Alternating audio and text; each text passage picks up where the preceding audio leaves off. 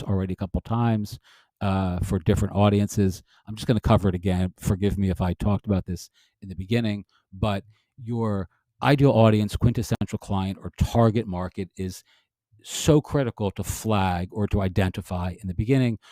I've created an empathy map that you can actually use to help you with this.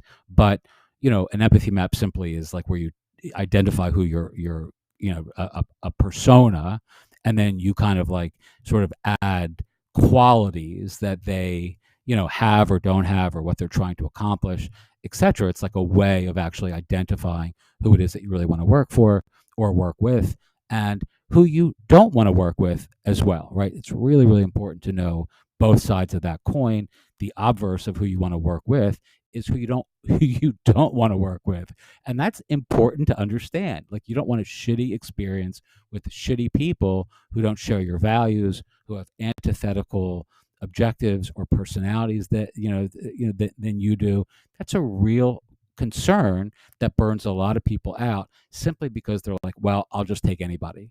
Whoever wants to work with me at this point, I need the money, so I'm just going to say yes. That can be a real problem. I've had like bad experiences with people who I knew from day one were not good fits for my personality, right? Or my workflow, or what I consider to be respectful, kind of communication, right? And I've had like bad experiences with real humans, on phone calls and in person, that have been a consequence of that. And, it's interesting because you'll find that those folks, and it's very rare, but when it happens, it can be life deranging when you're working with somebody who is just obnoxious, overbearing, pushy, and, kind of really wants their, they want their slice of your life to be the biggest piece of the pie.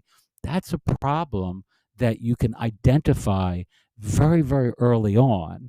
And it's most easily identifiable in the lower hanging markets, right? When people are paying less, they tend to be more demanding. When people are in your higher end programs or your higher end financial commitment tiers, they tend to be more respectful, more collaborative with respect to communication, et cetera, et cetera. All right. I don't want to go too deep into that, but that's something that everyone should consider.